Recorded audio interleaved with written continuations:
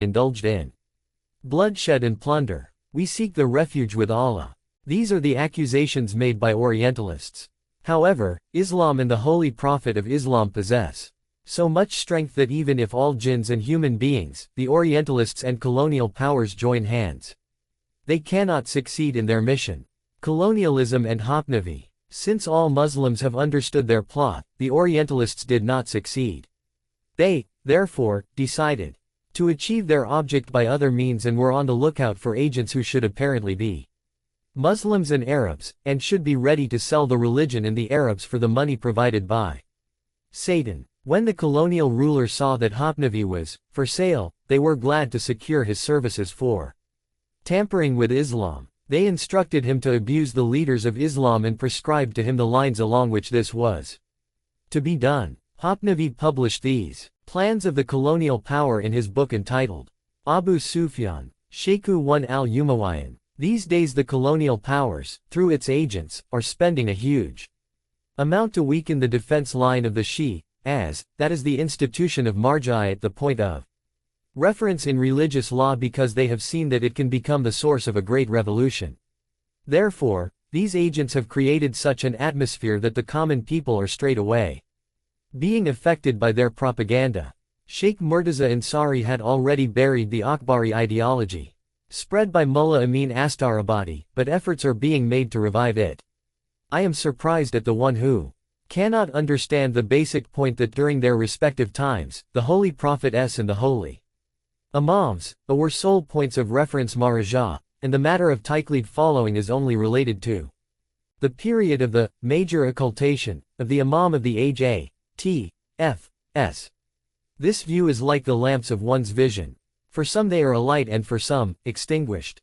An Urdu couplet. Colonialists are also trying to create a sect among Shias that believes in the divinity of Ali, as the British agent, Humphrey has admitted in his book, Ideal Colonialism. Vilification of Imam Ali, A. Hapnavi speaks ill of Imam Ali, though he was the first person to accept the invitation of Islam and sacrificed his life for its progress. It was he who cheerfully suffered hardships for supporting Islam. It was he who kept company with the Prophet from the advent of Islam and helped him with his sword and his tongue from the very first moment of revelation. It was he who stood firm like a mountain in the battle of Uhud, and drove away those who attacked the Holy Prophet, whereas some prominent companions had fled. In the battle of Ahzab, all Muslims were trembling with fear of Amr ibn Abd Wud, but Imam Ali's heart was stronger than steel. His strike at Amr ibn Abd Wud was so valuable that the Holy Prophet said, Ali's strike on the day of Khandaq 5 is superior to all the acts of worship of men and jinns. When Khaybar could not be conquered by others, the Holy Prophet gave the standard to Imam Ali, the friend of Allah and his Prophet, who won the battle for Allah and the Muslims. Imam Ali, also fought against the polytheists, and the battles of Jamal, Siffin and Nahrawan. Imam Ali, fought for the revelation of Quran and its interpretation, and about whom the Holy Prophet Muhammad said, Ali is complete faith. Despite of all battles Imam Ali fought in the jihad he performed, Hapnavi says that Ali did not profit much by jihad, because true jihad is related with prudence and tongue, and that Ali's jihad was worthless as compared with the tongue of Umar and the prudence of Abu Bakr. 6. If we suppose that what Hapnavi says were correct, then what reply will be given to this question? When the polytheists who were well equipped decided to kill the Holy Prophet and his supporters with swords and spears, and came to fight in the battles of Badr, Uhud and Ahzab under the leadership of Abu Sufyan to achieve their end, was the Holy Prophet protected by the Umar's speech and Abu Bakr's prudence, or was he defended by Ali's sword and strength? Is Islam helped by occupying the seat of government and expressing opinions, or does it need fighting and perseverance?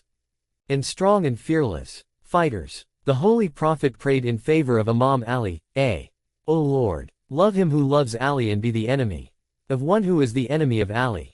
Help him who helps Ali and degrade one who betrays Ali. Traditions of Prophet clearly prove that evidence remains out of the sight of Hapnavi, because he is the enemy of Allah and does not perceive clear-cut matters. If mere oratory and opinion had been useful, Palestine would not have been lost, and if mere speech and expression of belief had been efficacious, the Arabs would not have lagged for centuries despite Hopnavi and others like him. Criticism of Islamic sources. The colonial masters ordered Hopnavi to subject the Islamic sources, especially the history books, to severe criticism. The old books of history are most authentic and useful for understanding facts and realities about Islam. They deal with the sacrifices of Muslims by whose conducts, faith and teachings Islam spread far and wide, and various nations were freed from slavery. As the colonial masters and their agents are not brave enough to combat the great strength of Islam, they have directed their wanton attacks, through Hopnavi, at the history books. Hopnavi says, most old and new history books are not correct. Most of the past historians have borrowed from earlier Romans, the history of the Arabs, which is not authentic. The historians deserve no respect in Hopnavi's view even though they lived at a time close to the advent of Islam and recorded the historic events hearing them from eyewitnesses. Yet, of course, if the former or latter historians condemn all al-Bayt, they are truthful. And others who do not interfere with them, and are not prepared to criticize them are liars. If we dispense with old and new Islamic sources, nothing meaningful will be left with the Muslims and this is what the colonial masters desires, for they wish that all Islamic sources should be eliminated. However, Hopnavi had discovered a reliable source, which he used against the al-Bayt. That reliable source is the books by the Orientalists containing the statements of the enemies of our faith and our homeland. Hopnavi mostly cites the statements of a German Orientalist named Karl Brockelmann. For example, Brockelmann writes, "The Islamic nations are keen to show their prophet to be great. However, we do not have any evidence that may be reliable and may deal with the condition of the Holy Prophet before his appointment to the prophetic mission except one verse of the Quran, which reads as follows. Were you not orphan and we protected you? 93. 6. And you were lost, and we guided you. 93. 7. Brockelmann has not been able to lay hands on anything other than this verse, and if the word, Zalan, which he translates as, being misled, had not been there he would have had no evidence about the biography of the Holy Prophet Muhammad. Brockelmann says, the Prophet of Allah made use of commercial methods and examples in his discourse. For example, the Holy Prophet says that the reward of such and such good deed is 70-fold. What he means to say is that the thinking of the Holy Prophet was business-like, similar to that of Rockefeller and Ford. He also says, it has been narrated that he had contacts with Jews and Christians. Also, Muhammad ended his nights with prayers and supplications like Christian monks, and there is no doubt about the fact that the Prophet's knowledge about the Torah was superficial and he has erred in certain matters. The Prophet learnt from Christians the child's gospel, and stories of the people of the cave and Alexander Dulkarnain etc., but he altered them. The remarks of this Orientalist that the Holy Prophet betrayed the Jews and the Christians, by deriving the Holy Quran and Surah al-Kahf, and stories about Alexander etc. from Christians and later modifying them, is a conclusive proof for Hopnavi, whereas the Islamic sources and Muslim history books do not contain true history. Brockelmann, who has been constantly relied upon by Hopnavi, says, during the early years of his appointment to the prophetic mission, Muhammad believed in the Trinity of the Kaaba. 7. Brockelmann means to say that Prophet Muhammad believed in Lat, Manat and Uzza, and that he obtained the Holy Quran from Christians. Keeping this remark in view, what is left with the Muslims? Despite all this vilification, Hopnavi relies on Brockelmann's statement. He does not, however, rely on Muslim historians, because it is what the colonial masters want. What a pity that there is no Muslim who may restrain Hopnavi's propaganda. Promotion of infidelity and oppression. The colonial masters commissioned Hopnavi to promote crime, infidelity, injustice, and intrigue, and applaud these. But he did so in the form of praises for Bani Umayyah, i.e. the admiration of those who were the embodiments of infidelity, corruption, grudge, envy, enmity, living the life of pleasure, falsehood, deceit, calumny etc. The promotion of these vices should be in the persons of those who should have been criminal after criminal, pedigreeless after pedigreeless, and adulterer after adulterer. For being further enlightened on this subject, refer to Mahmud Aqad, Abush Shuhada. Makrizi writes in An-Niza wa Taqasim. 8. Umayyah, the progenitor of the Umayyad clan, had married his wife during his own lifetime to his son, Abi Umar. The son used to have sex with his mother and Umayyah witnessed it. 9. Can you believe this? The colonial masters ordered Hafnavi Sufyani to speak ill of Imam Ali, to criticize Islamic sources and to praise infidelity and atheism. Hafnavi agreed to carry out these orders and published his abominable and mischievous book. However, there is no doubt that whoever reads this book would not confirm its contents. Can anyone believe, in Cairo, a person saying, Abu Sufyan is great and respectable because he stood against the Holy Quran and Islam? When the Holy Prophet was attacked in the battles of Uhud and Ahzab, Abu Sufyan was the chief of the polytheists. Abu Sufyan was the head of the army and two of his sons were engaged in fighting against the Holy Prophet. One of them was killed and the other was taken as a prisoner of war. Abu Sufyan was among those who received a share from the public treasury of Muslims so that their hearts might soften and they might be inclined to Islam. We are not aware of any defect in Abu Sufyan except that he did not know what cunning methods to use in the Battle of Uhud to destroy the Muslims. Is it possible that someone should say this in Cairo? The Holy Prophet preferred Abu Sufyan to Abu Bakr and Umar and used to consult Muawiyah and ordered that Abu Bakr and Umar should approach Muawiyah in connection with various matters. Rather, he ordered them Umar and Abu Bakr to give allegiance to Muawiyah after the departure of the Prophet because of Muawiyah's honesty. Will anyone believe if a person says this in Cairo that Hind, who instigated the people to rise against the Holy Prophet and chewed the liver of his uncle, was a good-natured and righteous woman? Hajjaj ibn Yusuf was a pious and just person and a great reformer. And Abu Musa Ash'ari removed Imam Ali from the caliphate as the latter was not fit for caliphate. Imam Ali caused bloodshed of hundreds of thousands of Muslims and did not kill any infidel. 10. Hafnavi writes, Yazid's action in the Battle of Hira and his setting the Kaaba on fire was one of his best deeds. Because it was necessary for him to do more than that to protect himself, but as he was kind and forbearing, and he contented himself with these. Of course, none would believe that in Egypt, which is the center of the support for Islam and capital of the Muslims, that a person should say such blasphemous things and remain alive even for a moment. However, Hafnavi wrote these things and is still alive. We do not even consider Hafnavi's nonsense worth refuting. He says, Ziyad ibn Sumayya was the true and real son of Abu Sufyan, and this has been proved from the literal and religious points of view.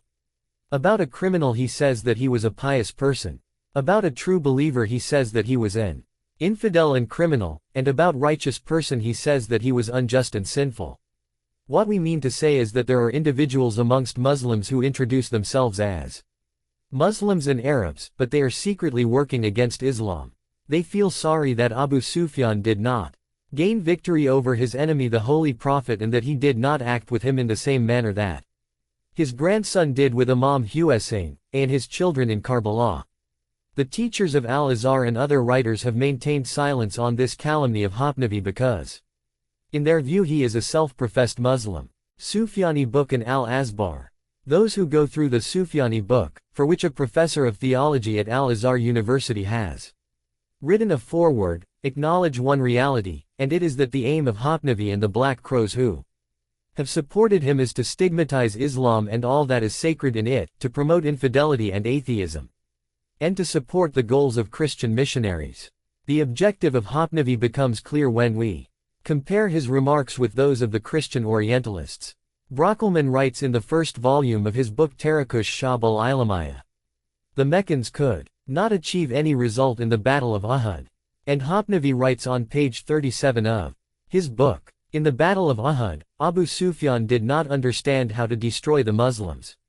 On page 154 of his book Brockelman says, Hussein did not surrender to Umar ibn Saud because he thought that being the grandson of the Prophet, he enjoyed security of life, but his estimation was wrong. Hafnavi had quoted these exact words on page 138 of his book. From these introductory remarks, it becomes clear that the book Abu Sufyan Shayuk ul-Umayyan has been compiled from the remarks of the Christian missionaries and the Orientalists. In fact, it originates from its beginning to the end, from the western land of the colonial masters, Christianity and enmity with Islam and the Muslims. Now the reason for their attacks on the old and new sources of history, exegesis, hadith and biography of the Muslims becomes quite clear.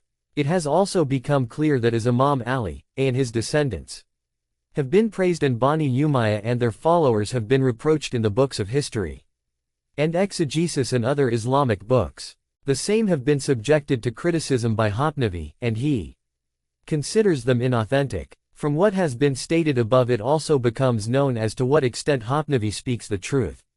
On page 4 of his book, he writes, "My motto is to unveil the facts and I cannot imitate others, because those who have condemned Bani Umayyah have blindly followed the Shias."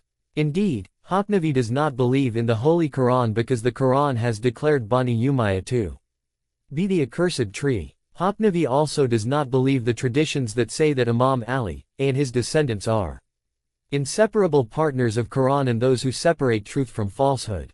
In his speech and thinking, Hopnavi has reposed faith in the enemies of Allah and his Prophet because his thinking is influenced by the colonialists. I do not intend to discuss in this book what the scholars of traditions, history, and exegesis have written about the virtues of Imam Ali, and his descendants.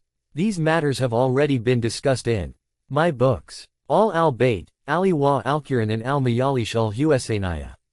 Here I would just like to reproduce a brief statement by Sheikh Habib Muhammad al-Ubaidi, the Mufti of Mosul, and a distinguished Sunni scholar of Iraq.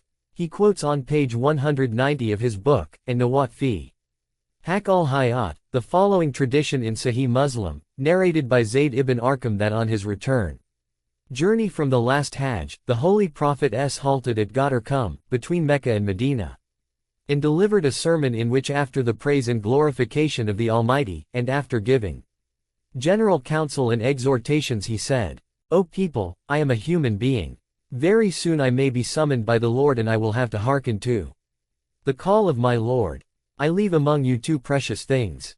The first of them is the Book of Allah, which possesses light and guidance. Hold the Book of Allah firmly and pay attention to it."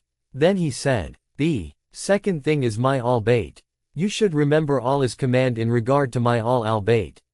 And he said again, "Remember Allah's command in regard to my al-Bayt." And he said again, "Remember Allah's command in regard to my al-Bayt." 11. This tradition is quoted in Sahih Tirmidhi as follows. The Holy Prophet said, "I am leaving two such things among you that, if you hold them on, you will not be misled after me.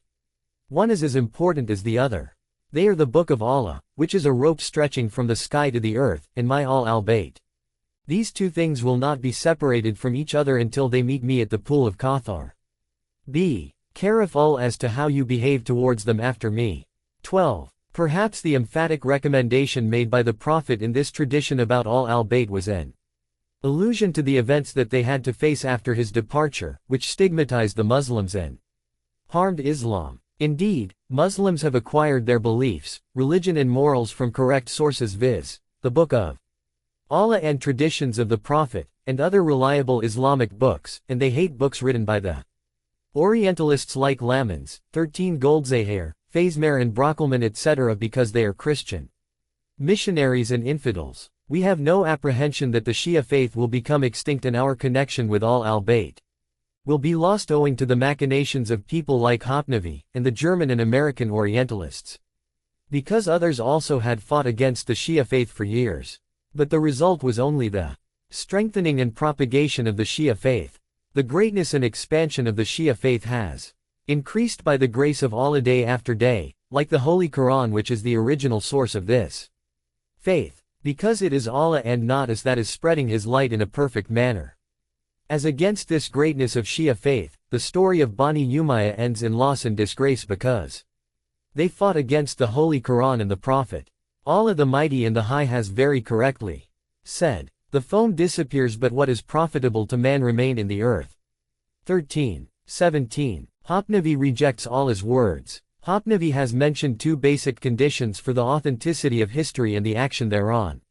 First is that the writer should be unbiased. Second, he should not be a Shia and a follower of al-Bayt of the Prophet, because love for them amounts to heresy. It is possible, you may say that Allah has addressed the Prophet. O Muhammad, say, I do not ask you for any reward for my preaching to you except the love of my kindred. 42:23. Hence, love for all al-Bayt becomes obligatory. In reply to this, I say that love and devotion to all al-Bayt has been ordered by Allah, but this verse was revealed for the whole of Quraysh, and the person nearest to the Holy Prophet from amongst Quraysh was Abu Sufyan. What Hopnavi means is that Abu Sufyan was nearer to the Holy Prophet of Islam than Imam Ali, Fatima, Hassan and Husayn. A. Is it really impossible for Hopnavi to control his pen and tongue? Is he not motivated by monetary considerations? Does he not intend to appease the colonial masters? Of course, the colonial boss orders and Hopnavi writes. He lies, behaves like a criminal and publishes whatever he wants. Who is the liar? The respected readers will certainly laugh over this logic. However, when it is Hopnavi's logic, what can be done? Just see what Hopnavi says. He writes on page 9 and page 16 of his book. Shias are liars, and whoever is inclined to them is also a liar. Rather, every Sunni whose words conform to those of the Shi, as is a liar and unreliable. According to this remark, Masudi was a heretic and a deceitful person because the Shias consider him to be one of them. On the other hand, Yazid ibn Muawiyah was a pious and devout person, and the decree of Marwan ibn Hakam should be acted upon. And is believed by Hopnavi, the judgments of Abd al-Malik should be enforced. On page 17 of An-Niza wat Taqasim, Makrizi writes, Abd al-Malik said from the pulpit, Elam not a timid, careless or wavering caliph. By timid, Abd al-Malik meant Uthman, by careless, Muawiyah, and by wavering, Yazid. If, according to the belief of Hopnavi, we accept the decrees of Marwan, we must also act on the verdict of Abd al-Malik, in whose view all the three persons mentioned were accursed. However, Hopnavi loves all of them and has faith in one who curses as well as in one who is accursed. However, according to the belief of Hopnavi, Ibn Qutayba, Abu al-Faraj Isfahani, Jahiz, Ibn Abd Rab, and others like them have not written their books for the sake of history but only to deceive and to fabricate facts. And since Brockelman has not confirmed, the writings of Waqidi and Tabari, too, are unreliable and worthless. These are some of the contents of the book, Abu Sufyan Sheikh al-Umayyan. If Yazid, who killed Imam Husayn, a. burnt the Kaaba, left Medina to the mercy of his army, drank wine, abandoned prayers and, according to Abdullah ibn Hanzala, had sex with his mother, sister and daughter, was pious, it is necessary that all the saints of Allah and the martyrs and righteous persons should be infidels and libertines, and infidelity and debauchery should not be confined to Shias and their friends. A liar is one who considers the true and authentic tradition to be false, and the false and forged ones to be true. The Holy Prophet said, Allah considers three persons to be trustworthy, viz. Jibreel, myself, and Muawiyah. Hopnavi says, Jibreel asked the Holy Prophet to convey greetings to Muawiyah, and the Holy Prophet prayed to Allah to bless Muawiyah's mother.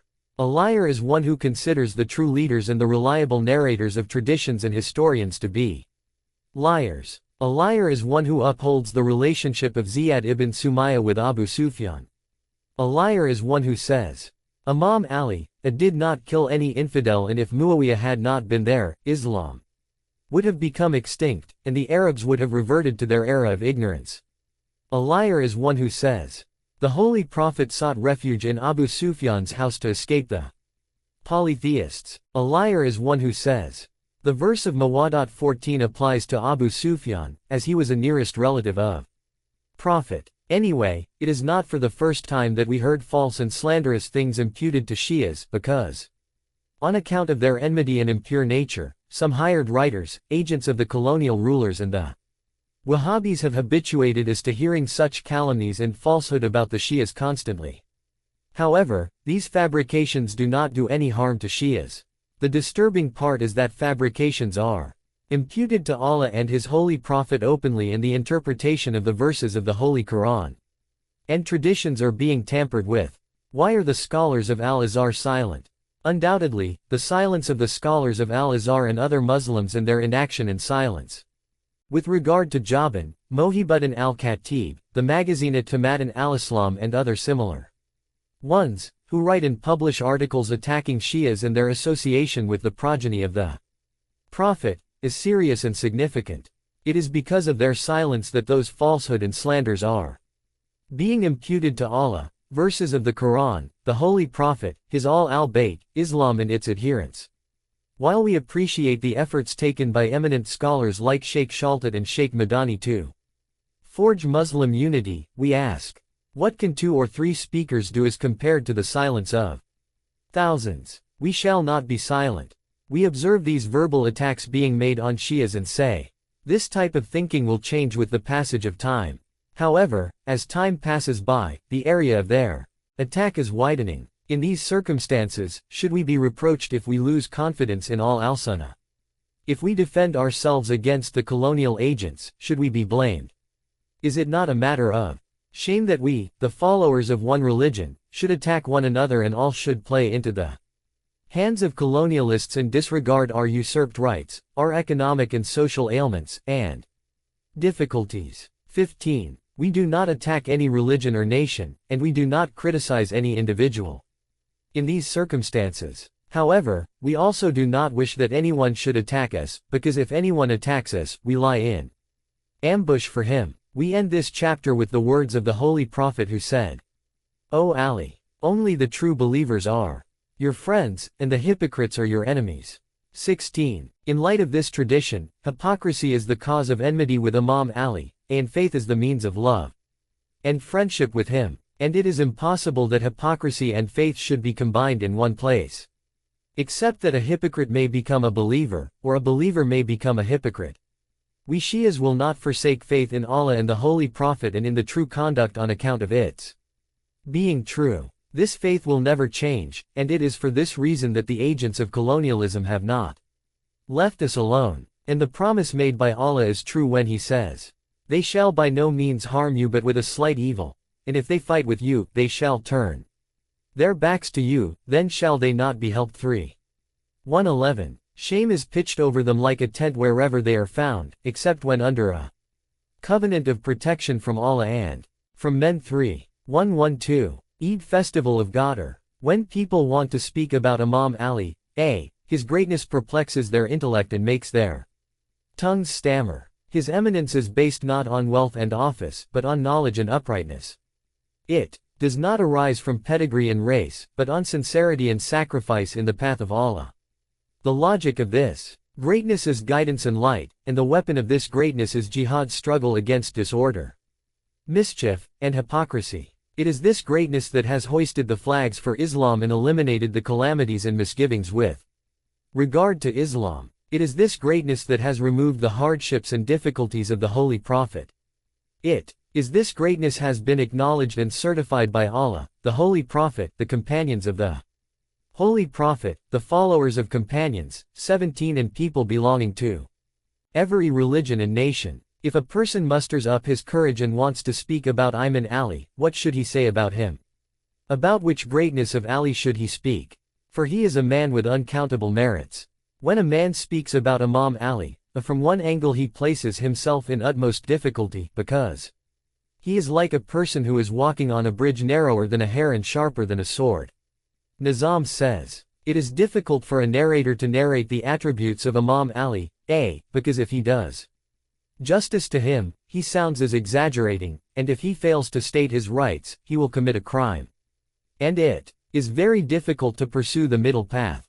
There is no doubt that the difficulties encountered in pursuing this path have not prevented people from speaking about the excellence of Imam Ali. On the other hand, these very things have made them believe in Imam Ali, and they consider him a spiritual figure and a statesman. Difficulties involved in narrating the policies of Imam Ali, as summarized by Shobi in one sentence. If we befriend Ali, we become impoverished, and if we are inimical towards him, we become infidels. By poverty, Shobi means the persecution by despotic rulers of the friends and followers of Imam Ali. The difficulties involved in speaking about Imam Ali have been mentioned by the Imam himself when he says, very soon 2 groups will be ruined on my account. A friend who exaggerates his friendship, and this friendship takes him away from truth, and one who is an enemy and takes an extreme course in enmity. And this enmity becomes the cause of keeping him away from truth. The best persons are those who adopt the middle course about me. This introduction tells us that the greatness of Imam Ali is not like general excellence in the view of people, because there is no question of shortcoming or excess in the matter of general excellence. Hence the greatness of the Imam is different from usual greatness and is higher. But it does not equal to the greatness of Allah. 18. This is the very greatness whose difficulty and hardship to describe has been alluded to in the statement of Nizam. In order not to get involved in treading the dangerous path of exaggerating or understating the merits of Imam Ali, we pursue the discussion of his excellence in light of his traditions and remarks, which are the just and real criteria of judging his merits. Then, naturally we shall gauge the depth of his knowledge. On hometown, Imam Ali says about the limitation of hometown. No city is more suitable for you than another. The best of the cities is one in which you pass your life. According to this remark, all cities are your home, and you should take steps to enhance the honor of and establish justice in those cities. The best city is not that in which you were born and in which your parents and kinsfolk live, but it is one that ensures your means of livelihood, security, freedom, and dignity. The correctness of this remark is proved beyond doubt in respect of immigrants whose means of livelihood are assured in places where they have settled. On relationships, Imam Ali describes the relatives thus: that person who possesses good morals is near to one. It means that affinity and relationship do not depend on kinship, because all human beings are descendants of Adam, and Adam was created from dust. On the other hand, true relationship is sympathy, loyalty, friendship, sincerity, kindness, and truthfulness. Hence one who deceives and ignores you is more distant from you than any other person, and even if a person is distant from you and is sincere to you and makes sacrifices to promote your interests, he is closer to you than others. Imam Ali means the same thing when he says, there are many near ones who are more remote than the strangers, and there are many distant ones who are closer than the nearest. Good morals and manners. Imam Ali defines good morals thus: good morals mean refraining from the unlawful things and seeking lawful things. The Imam has connected the morals of an individual with their social values and general order and assessed the worth of individuals in light of their social worth, because as long as an individual depends on the society, we cannot take into account his individual personality and ignore his social personality. To call a man good-natured if he behaves well with his guest, or to call a man truthful if at times he speaks the truth, or to call a man prompt payer of debt if he repays one of his debts, would certainly be a mistaken judgment. It is necessary that before judging an individual, we should study his actions in relation to the society. If he has wronged a person and is apparently happy and expresses sincerity and faith in him, he should not be called a human being. And if a person wrongs someone and we consider him to be endowed with good